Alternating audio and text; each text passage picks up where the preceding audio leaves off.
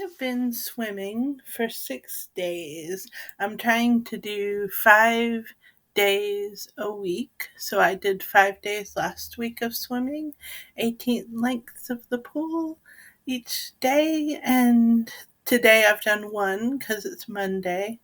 So that adds up to 6 days. I also wrote a book a long time ago in 2018 about swimming, and it kind of, a lot of the things that I'm thinking about today kind of ring true from this book. Um, so I'm going to read a little of it from Swimmer Stipple by me. Swimming is central to who I am. Every time I submerge into water, it trains me into a metamorphosis. No longer am I sitting or sluggish. For one, I am flowing with the rest of the school, moving as fast on average as most anyone else. I am good enough in the water. My insecurities float away. I am held buoyant in confidence, lifted by waves.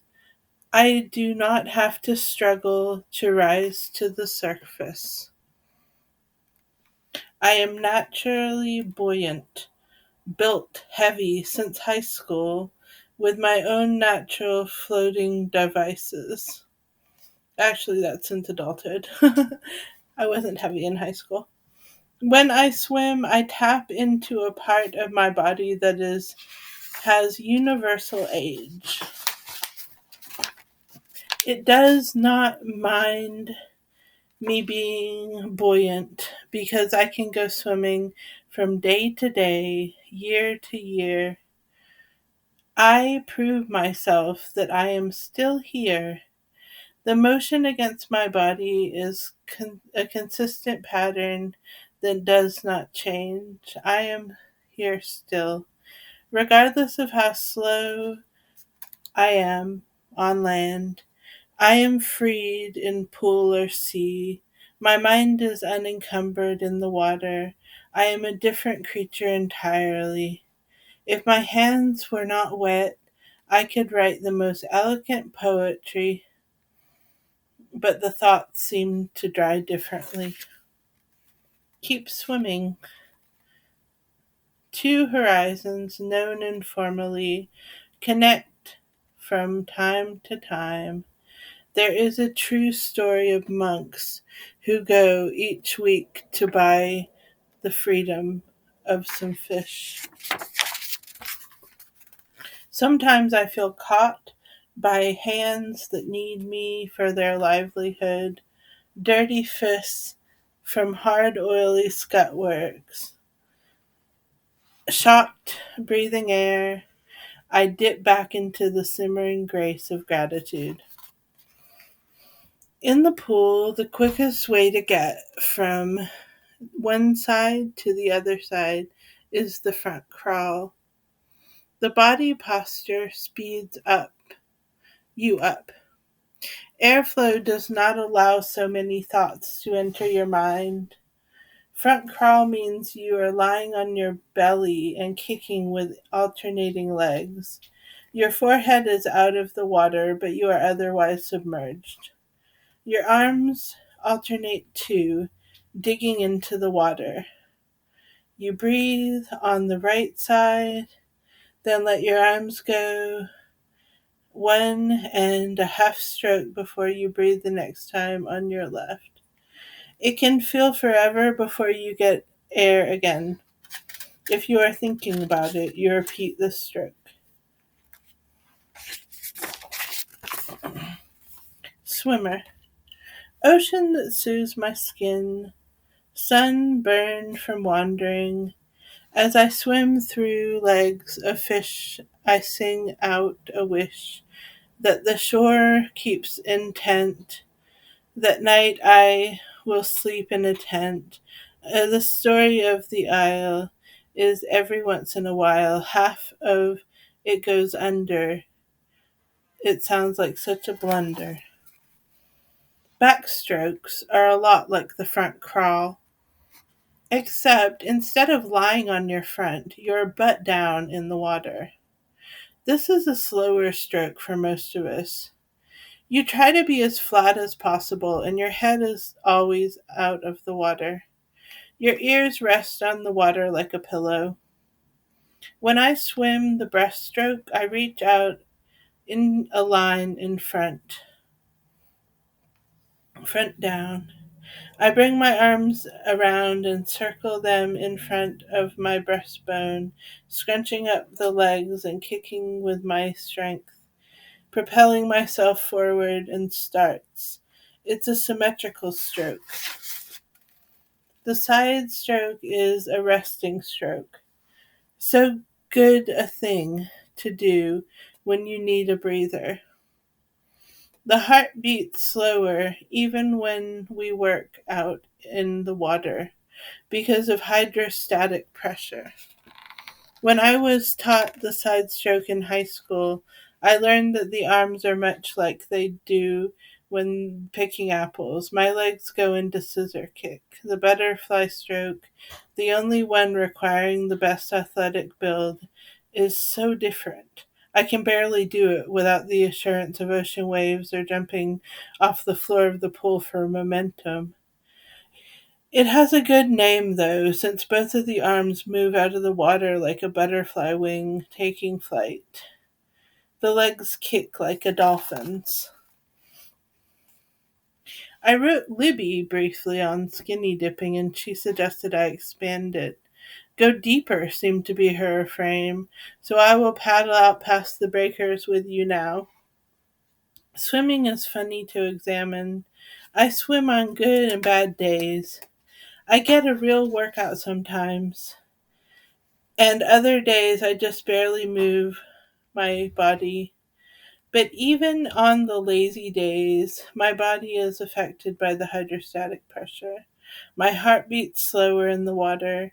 My mind thinks differently in the water.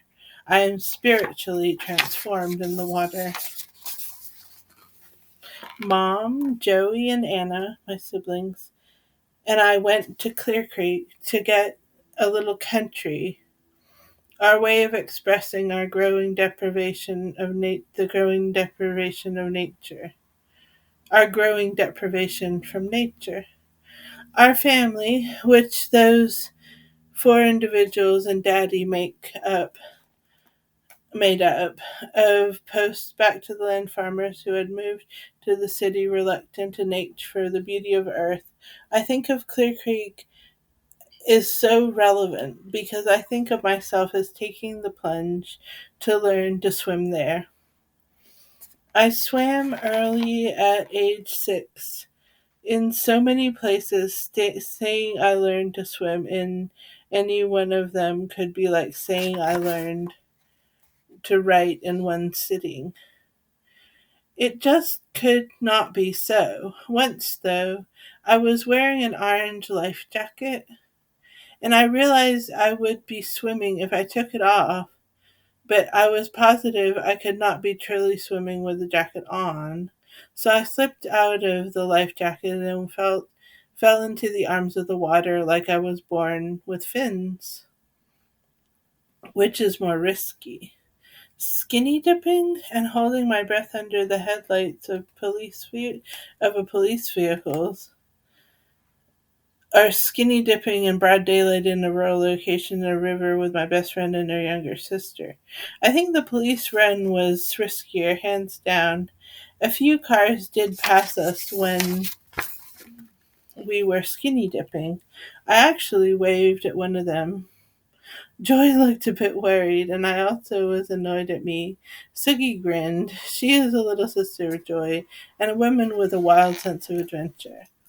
Sugi dropped out of college to ride her bike cross country.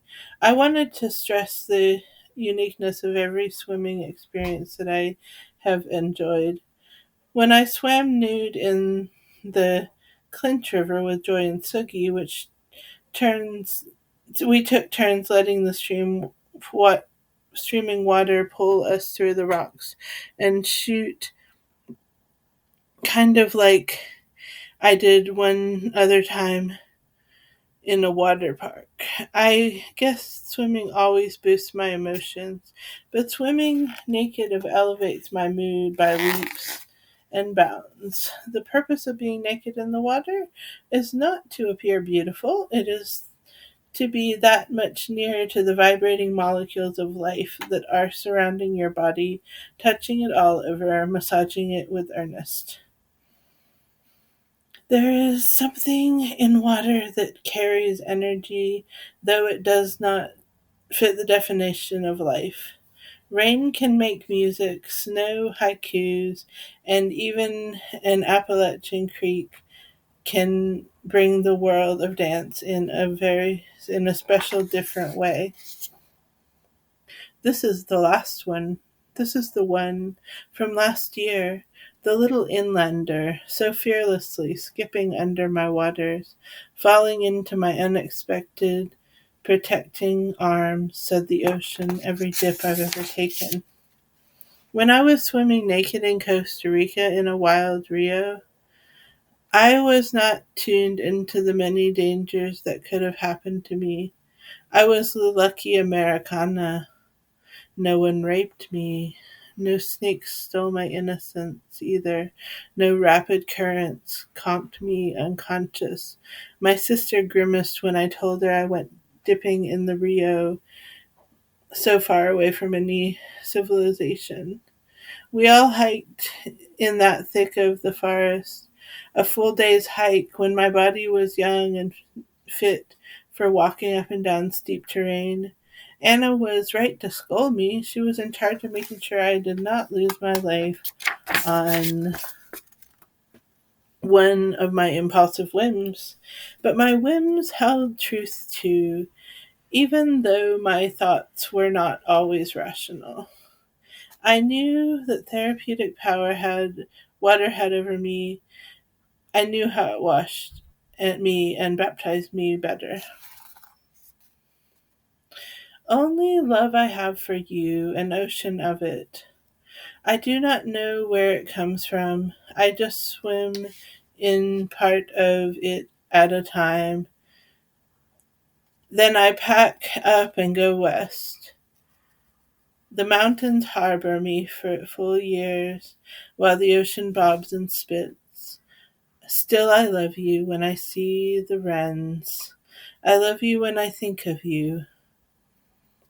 But the love is always there. Its water is everything.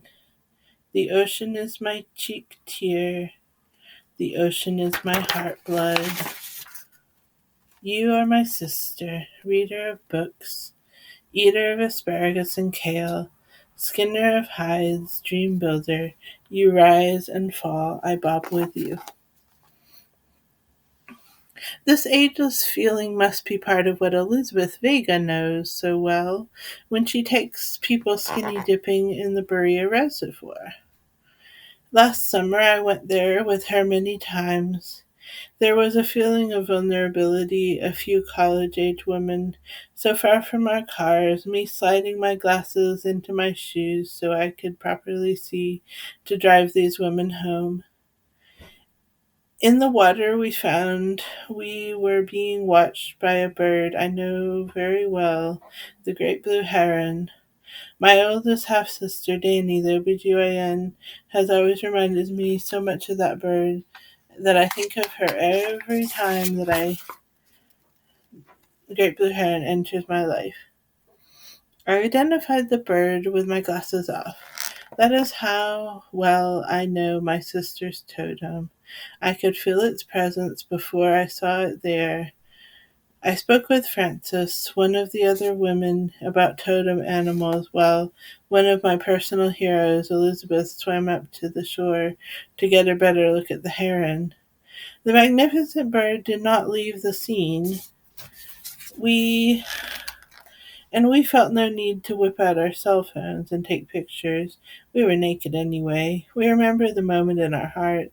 Swimming in the outdoors often makes me feel oily or salty, and I remember feeling salty then.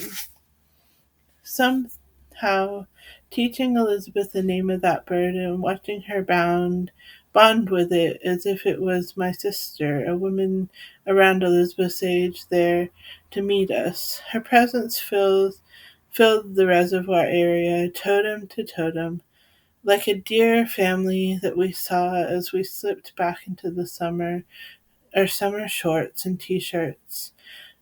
My own personal totem animal. It was a time rich with spirituality and shared salty, damp feeling that touches us from our hair of our heads to our toes. When I swim, it uses a part of my body that has universal age.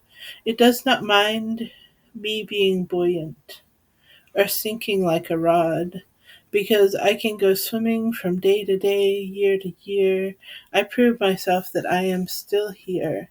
The motion against my body is a consistent pattern that does not change.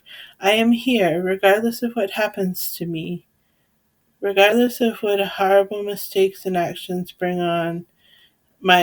bring on. I will always be married to the water and the sea. Deep dive. This is the end. It is pitch black in here. She wakes up, and here at the edge of time stands a woman, tiptoeing forward until the wind meets toes. But the diver is tricky. She smiles deviously, raising her arms at the grace of the cormorant taking flight. She squats and springs and jumps, arching her back, springing forward.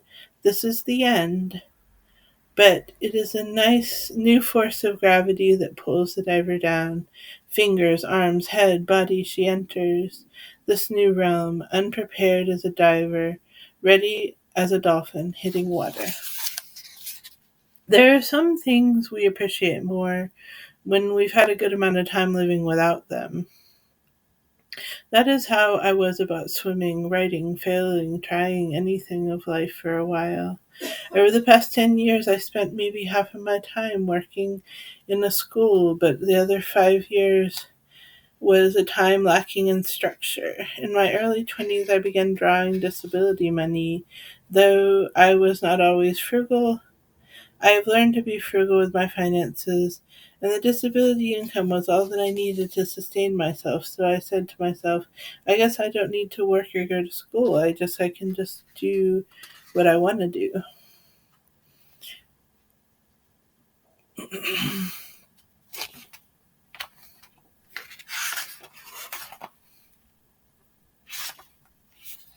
I don't know if I'm going to read this whole thing. It's pretty long, but and it's seeming to go a little bit away from the swimming theme. So I am going to let you all find it if you want to finish it. Thanks for watching. Thanks for tuning in. I hope that I keep swimming. I think I'm going to. Okay, bye.